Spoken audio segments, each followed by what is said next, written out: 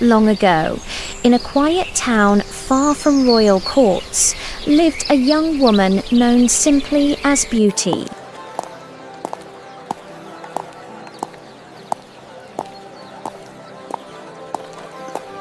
She was the youngest daughter of a merchant who had once been wealthy and respected, owning several ships that traveled across distant seas, carrying fine goods and precious cargo. But fortune is as changeable as the tide. One by one, the merchant's ships were caught in violent storms and lost at sea. Forced to leave their grand home, the family settled into a small, humble house on the edge of the village. Beauty's sisters grieved bitterly for their lost comforts, but Beauty accepted their changed life without complaint. She believed that dignity did not depend on riches, and that kindness could survive even the harshest loss. When her chores were done, Beauty spent her quiet moments reading. Books were her greatest treasure, offering her escape into worlds filled with adventure, wisdom, and hope. One evening, news reached the merchant that stirred hope within his tired heart. A ship long thought lost might still have survived. If the news were true, a small part of his fortune could be restored. Though uncertain, he resolved to travel and learn the truth. As he prepared for the journey, he asked his daughters what gifts they desired. My children, I must travel soon. There is news. One of my ships may still live. If I do, what should I bring for you, my children? I want fine dress. Jewels, Father. I want real jewels. And you, Beauty? Only a rose, Father. Nothing more. Then I hope it brings you joy, Father. But promise me you will return safely. Her father smiled sadly at her simple request, unaware that this small wish would soon change their fate. Go with hope, Father. I will pray for your safe return, and I will be waiting. I will return as soon as I can. The air was calm, and her heart was peaceful, but beyond the village, unseen dangers waited. The road was long and tiring, but he pressed on. For several days, the journey went well. Yet on his return, as winter clouds darkened the sky, his path led him into a vast and unfamiliar forest. The wind howled, and snow began to fall thick and fast. The merchant urged his horse forward, but the trees closed in around him, and soon every direction looked the same. I am lost.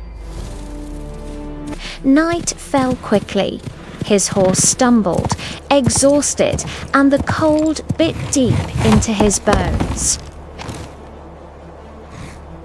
Just as despair threatened to overtake him, a strange light flickered through the trees. Before him stood a great castle, tall and silent, its gates wide open as if inviting him inside. A miracle. With no other shelter in sight, he led his horse through the gates. Inside, the courtyard was empty, yet warm lanterns glowed along the stone walls. The doors opened without a sound.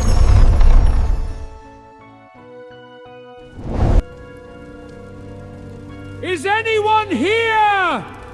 No answer came, but the fire in the great hall roared to life, and a table stood ready with food and drink.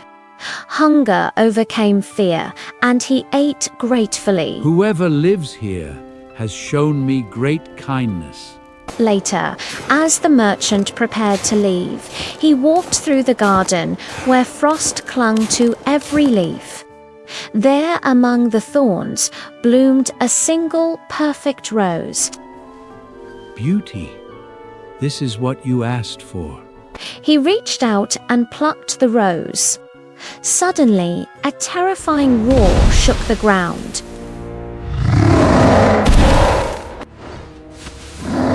Who dares steal from my garden? I beg your pardon. I meant no harm. The rose was for my daughter. You have taken what is mine. For this, you must die. The merchant fell to his knees. Spare me. I am an old man with daughters who depend on me. The beast stared at him in silence. At Dole you may leave, on one condition. Send me one of your daughters to take your place. If she comes willingly, you shall live. Trembling, the merchant accepted the terrible bargain. Remember your promise. Return, or you are lost. The castle gates closed behind him as the merchant rode away, his heart heavy with fear and sorrow. How can I ask such a thing of my children? And yet, how can I refuse? With tears in his eyes, he rode home, knowing that his journey had changed their lives forever. When Beauty's father finally returned from his journey, his appearance alone foretold sorrow. His clothes were torn by travel, his face lined with fear and exhaustion.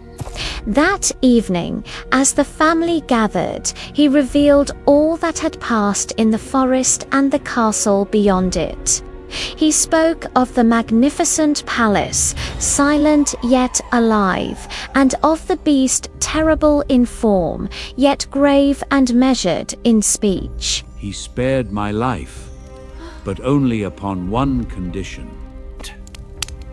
That one of my daughters should freely take my place.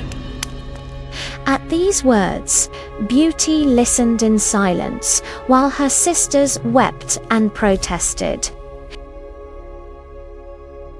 My dear children, I would rather face death myself than allow any of you to suffer for me. Father, you taught me that honor is worth more than life. The beast demanded a willing choice, and I will give it. No, Beauty. I will not allow it. Despite her father's despair, Beauty prepared for the journey with quiet resolve.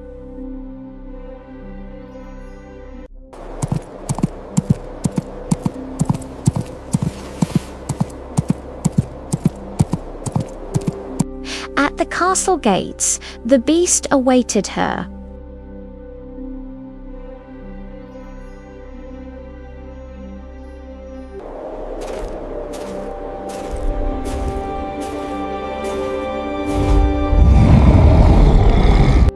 Did you come of your own will?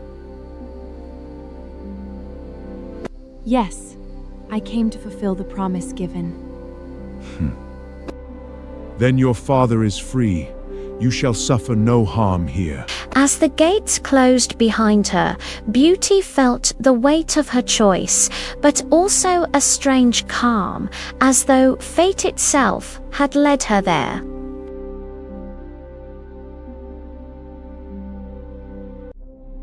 Beauty soon discovered that the castle was ruled by order rather than cruelty. She was given a magnificent chamber, adorned with rich tapestries and soft light. Invisible hands served her meals. Doors opened at her approach. Music drifted softly through the halls without musicians in sight.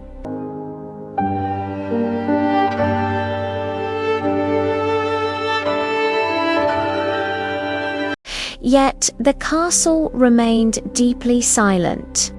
Each evening, at precisely the same hour, the beast came to dine with her. Beauty, will you permit me to sup with you? Yes, my lord. They ate together in measured silence, broken only by careful conversation.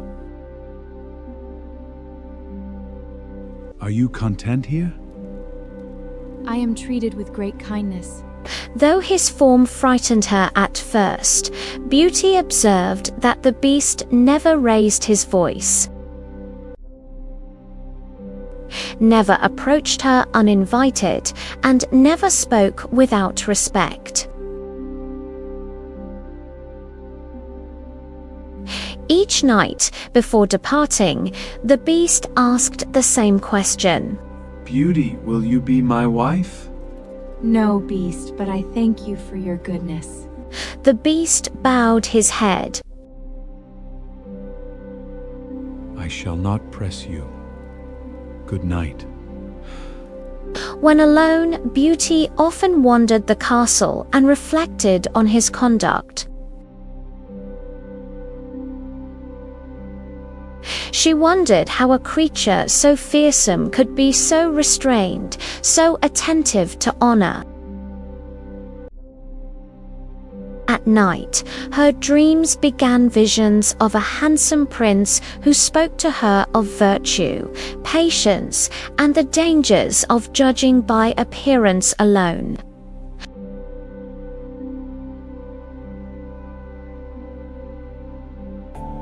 Look beyond the surface. Truth is often hidden where fear first dwells. Beauty awoke unsettled, sensing that her fate was entwined with mysteries she did not yet understand. Thus began her life in the enchanted castle, not as a captive, but as a guest bound by duty, curiosity, and a destiny slowly unfolding. One night, Beauty dreamed of her father lying alone and ill, calling her name. Troubled, she hurried to the beast and begged for permission to return home. My lord, I fear my father is in danger. I beg you to allow me to see him. The beast grew pale beneath his fur.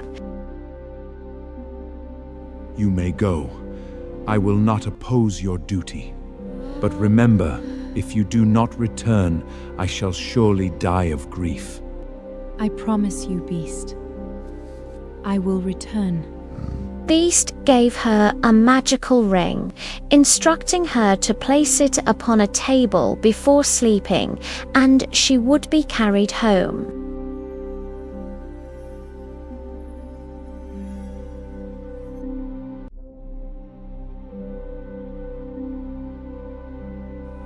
Beauty found her father indeed ill, and she devoted herself to his care. Yet her sisters, consumed by jealousy, persuaded her to remain longer, hoping the beast would perish in her absence. As days passed, Beauty grew uneasy.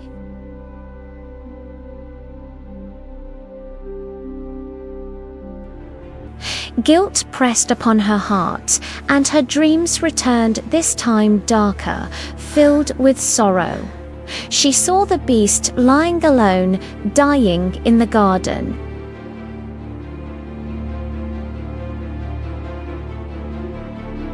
Beauty awoke in tears.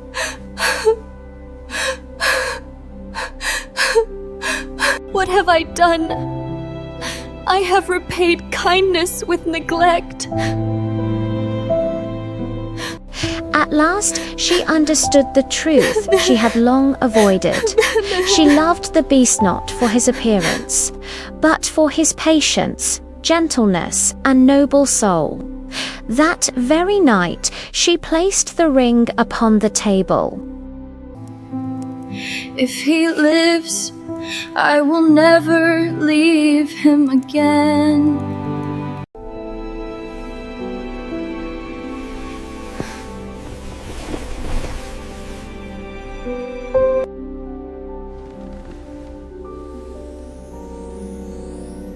She awoke in the beast's castle and ran to the garden.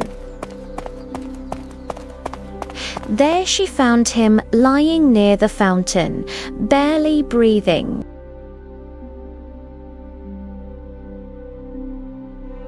Beast, forgive me. I could not bear to lose you. You came back, then I die content. No. Do not die, I will be your wife. I swear it. At those words, the air trembled.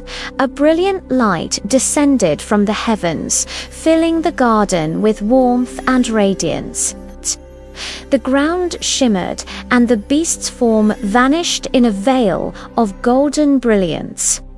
Where the beast had lain now stood a young prince noble in bearing. Gentle in expression, his eyes filled with gratitude and awe. Beauty, your virtue has broken the spell that imprisoned me. Then allow me to ask again, will you be my wife? Now as a man, yet the same soul you came to know. Yes, I knew your heart before I knew your face.